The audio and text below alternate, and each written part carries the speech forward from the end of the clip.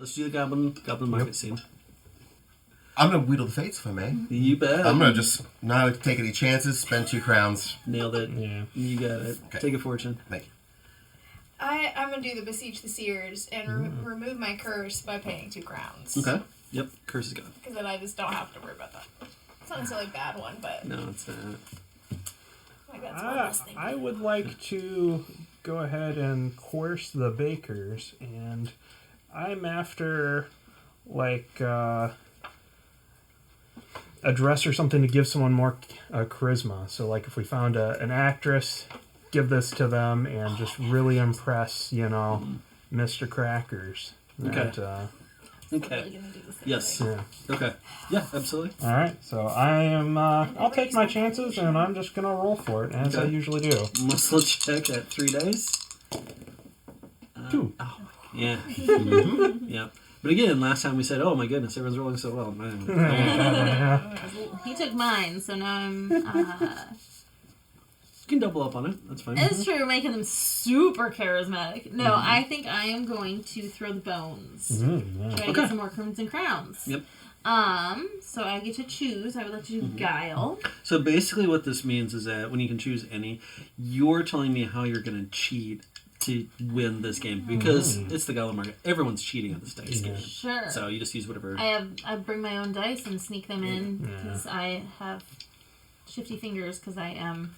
You're the thief. Yeah, I'm the thief. So I have my own dice, and I'm doing guile because I'm trying to trick them. And I got 1. Okay. Hey, so what you do is that you lose. Nope. Yep. You lose 1 crown or take 1 damage. Do I still get the 2 to start with? No, this is the only one where it wipes out. Great, because I have no crowns, so I am taking that damage. Taking that damage, yep. That's why I was trying to get crowns. Yeah. It's the only one where it is, but you get to choose your best attribute, right? Yeah. So you shouldn't fail. You shouldn't fail, yeah. All right, But I did. that's everyone at the market. And then let's go to City Scene. We're at Toodlepip 6. Yeah.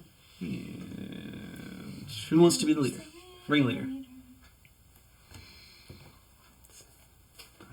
Anyone want to? I would be willing to be. What you thinking? I was thinking,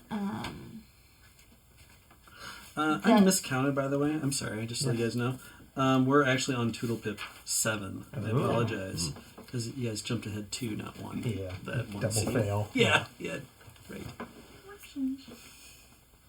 I mean, I feel like often the best surprises for actors come from the lowly places like working at a pastry shop. To be honest, I was thinking pastry shop as well. You get my vote. With trying to... We're finding an actress? Yeah. Okay. Ooh. Yeah, I like it. Discovering talent. Yes, finding talent Okay. you wouldn't have thought of. Okay. All right, sounds good. So we're doing the crackers. Mm-hmm. And the goal is to find talent. Yeah. And perhaps introduce the talent to the doctor himself. Yeah, have cracker. Yep, that's what I was assuming. Yep. Find the talent to introduce the 2. Which could also solve our thing if everything goes right. And we're going to the pastry shop? Yeah. It's like his favorite breakfast pastry shop where the doctor stops for his donut every day. Sure. You know what? Sounds good to me. Do you want a secret? Just, you're giving me a secret? No. Well, I could use 2 crimson crowns if you... for 1 secret, 2 crowns. I don't know why I need a secret. I thought maybe you would. I mean... You have one right now? Only because you don't have one, I have 2. And on your turn, it might be really helpful if you can use something. Oh, man. Huh. You just really want me to take that secret. Yeah, I'll do it. Okay. It's really one of the crimson crowns. Yep, I figured that's what it was. Yep. I wondered if... Yeah. So it has to be. Can I reveal the curse now? Get 2 crimson crowns from someone. Yeah. I figured I that's thought you what were it probably paying it was. off. I'm like, wait, didn't you do see? Oh, no. Yeah. So that is how that crackers could go. Yep. I got stuck on the secret, but that's all I had to do. Yeah. Hilarious. Okay. So we're going to go to the pastry shop. The pastry shop. All right, the allure is sloth, the right is baker, which I don't think this hits anyone. No one is sloth, right? No. We don't have baker. Okay, in the background is going to be hungry masses, if you want to use them. Conveniently located within a stone's throw of the most popular opium dens, the pastry shop has been a veritable gold mine. It was close to going bankrupt, but now that the den is reopened, it is now re-flourishing. Okay. And let's dress the scene, starting with Fig. Come on, Badger. Okay, What do you got? Food. I mean, Fig's just distracted by all the food here. Which could be. It could be it. No, they definitely have like those specific pastries that aren't quite as popular, and there's tons of them. And it's at that point in the morning where the most popular ones are. Today. Yeah, it's empty. Okay. Like So those. all the left. Oh, like the top ones are kind of picked over. Like there might be like a few left, but Okay. can I say that like the person working the counter has like saved back specific ones for people they know that come in? Yeah, you can say that. Yeah, for their favorites, that kind of thing. Okay. Crowley. There's a corner of the pastry shop that is sort of used for open mic sort of situations. So they have poetry readings, singing, and this happens to be one of those nights where that sort of thing is happening right now.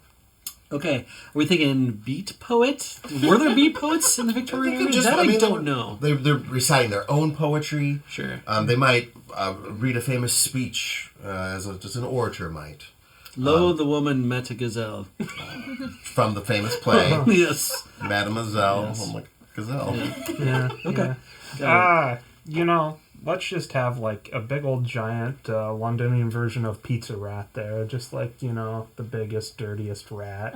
Could carry away a whole loaf of French bread by itself. No problem. So, pastry rat. Yeah. Yep. Rat to pastry-touille. Ratatouille. Yeah. Got it. Behind the counter, because it is busy open mic night, like there are actually a lot of customers, but so they have extra staff for this night. So there's actually a gentleman who is clearly like the owner, but then there's two young women who are probably like in their early 20s who are hustling and bustling between the kitchen and the pastry shelf with fresh pastries to add to the shelf. Okay. All right. Let's start the scene. And don't forget what you're trying to do. Oh yeah. Okay. Doesn't matter. I'm still getting a pastry. All right. I feel like Fig would be like just like in a daze walking up and like looking at all the pastries right now. Okay. I am fine with that. Is that what you want? Yeah, that's Okay. yeah. What is it? Fig has her snub badger nose pressed against the display window. display looking at the pastries. Yeah. Right. Eyes big as saucers. Good. I think I would like to have a Kismet encounter.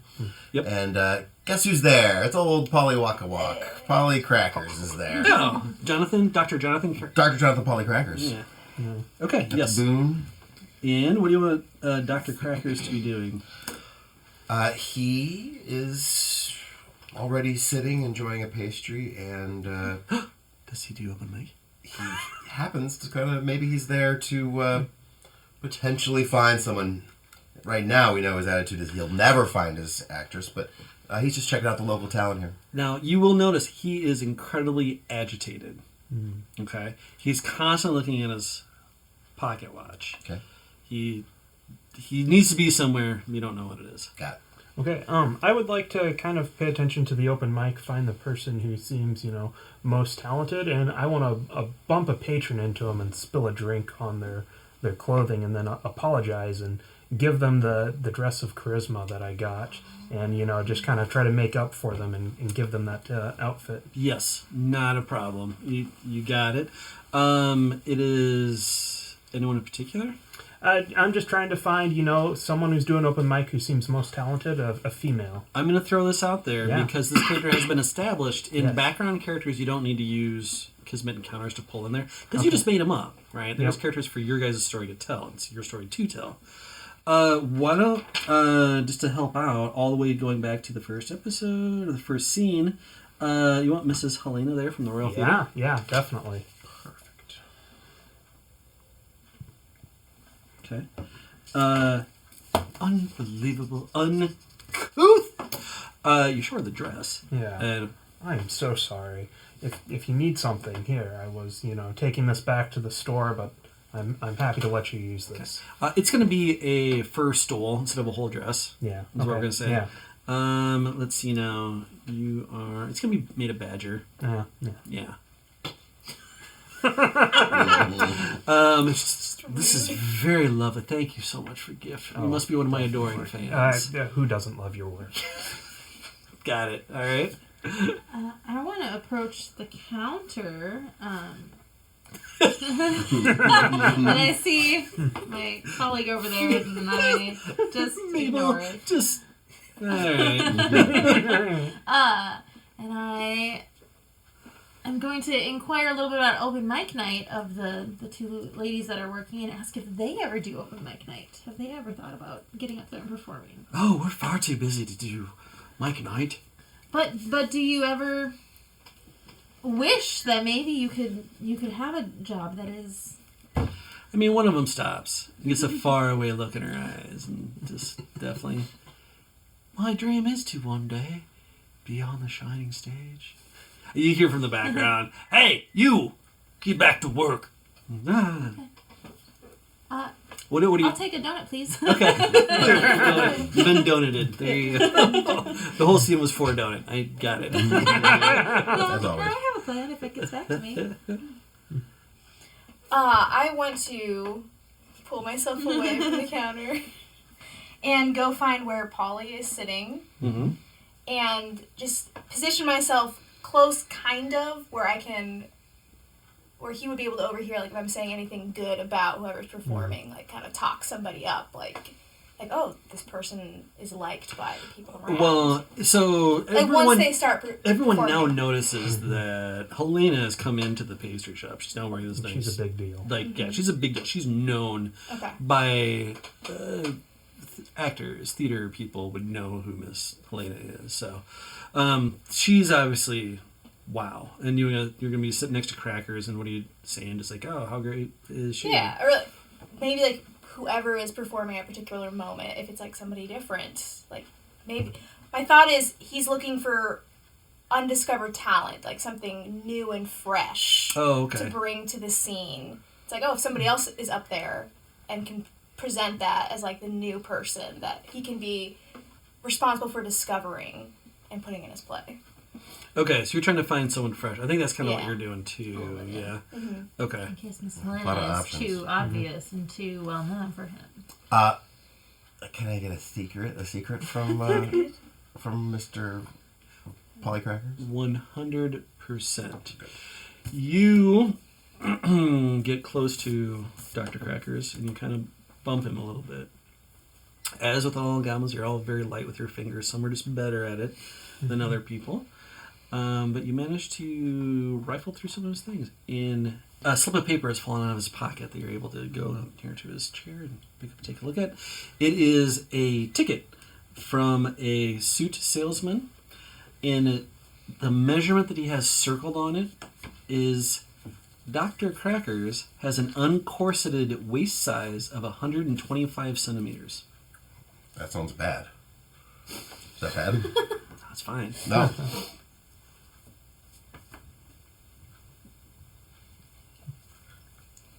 You're telling me that the secret that I know is the man's uncorseted waist size. Yes. That's what I know. Yeah.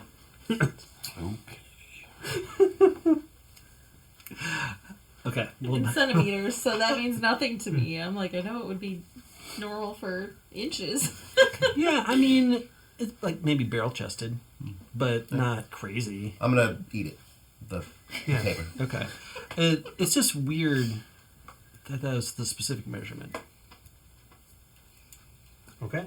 Then, in this, I would like to spend a secret to learn some information. I'd like to kind of strike up a conversation with Jonathan Pauly and just mention that the inspector has been heard talking to himself repeatedly, and I just want to try to kind of figure out more of what that's about. Either kind of like intimidate him into giving something, or just bring it up and hope he slips something. Okay, so this will be a secret about Inspector Burns. Yeah. Okay, that's what this is going to be about. Yeah. Okay. Dude, so you're kind of a stranger just rolling up on him going like, hey, man. Yeah, just kind of be like, I've heard this, and, kind of like intimidate him a little on this, see if he slips anything. Like, because you know crackers, right? They're famous people, pretty much. Okay, so then, Cracker's face drains a little bit and turns white. It's like, oh, that's what I feared. I need to get back to him. I can't be doing this. I'm too busy. He needs me by his side at all times. There's nothing that can distract me from being away from him. I need to be by his side. I was afraid this might... that is strange that you heard this about this man. You see, by his reactions to it, split personality. 100%. He's got a split personality. And Crackers always is by his side. Okay. And that keeps Inspector Burns Stable. from spiraling. So, with that, you see Dr. Jonathan Cracker stand up and start to leave the pastry place.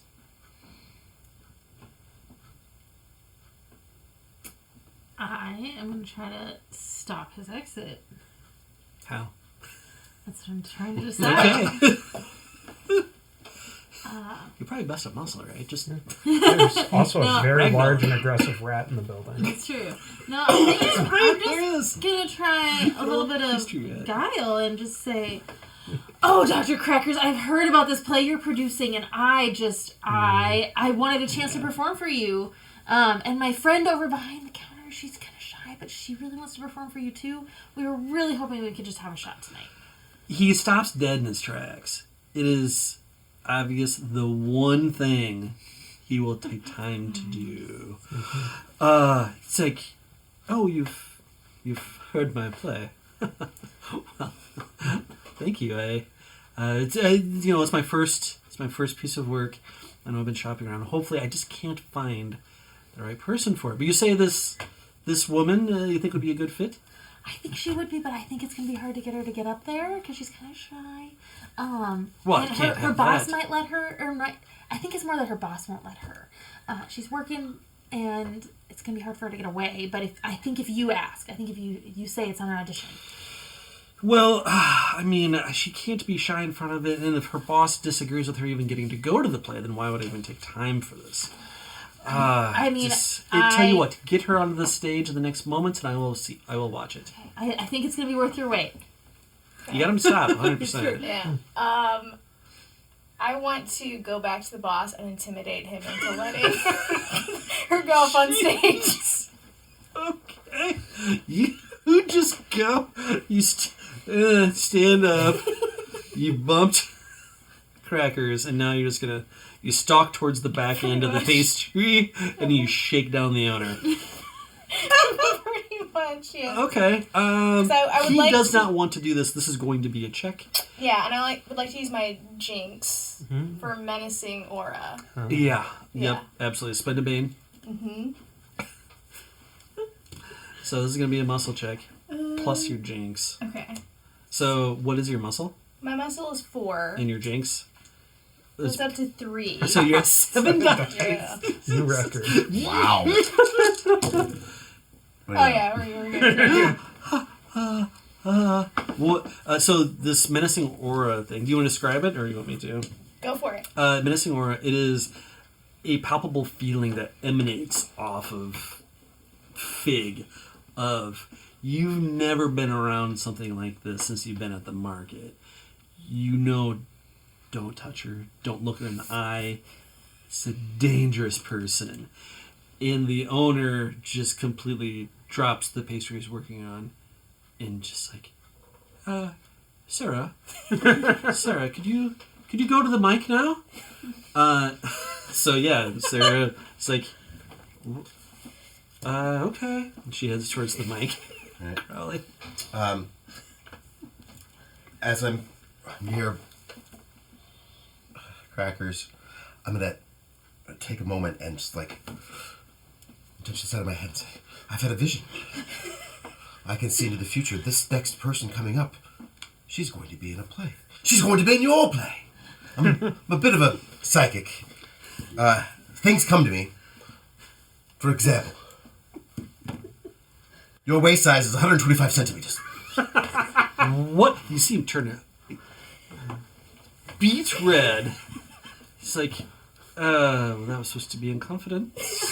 I can't help it. When these things come to me, they come to me, and I can just tell. This is your future coming to the stage at this moment. Believe me. Okay, so we've done a lot of work here. I'm willing to call it for this check. Yeah. Okay. Is everyone? Sarah's actually good. Yeah. Doesn't matter. Or you push Miss One up. Hopefully, the future. Push someone else up instead. So, Yeah. okay. All right, let's try it now. Here's the thing. So it was guile -1, right? Was the check? Yes. Okay. Now you unfortunately don't have any modifiers to bump it. You're not using anything that he would. Well, no, I can't. No, I got to give at least a +1 because you saw the future. You're using that. And does she have this? This is a different Stole? one. Yeah, they push someone else up. So. Okay. And Miss Helena's like, Sorry. No, it's okay. If it works, it works. actress Helena's like, who is this? So okay, yeah, let's do a guile check. No modifier. That's gonna be me. Yeah, you're the one that saw the future. It's great. So How many dice are you I rolling? got 3 right now. I'll gift a boon to add Okay. another one. You have 4. It's probably fine. Yeah. I don't have anything to change it after this, so I hope it's fine. Yep. You see 1 in there. Yeah. Perfect. Yes. Well, I can look up to 2. Yep. Okay, perfect. Yes. Dr. Jonathan Crackers is like, just hands the pastry to you and just seems to be mesmerized and pushes past all of you and goes like, what is your name? Sarah? You'll do. And grabs her hand and like takes her off into the night, presumably to get ready for the 1-act play. Yeah. Takes her off into the night. Oh dear. Yeah. Leprechaun, whatever it's called. That's what it's called. Okay. Epilogue. That'll be the epilogue on there. You guys successfully completed this one.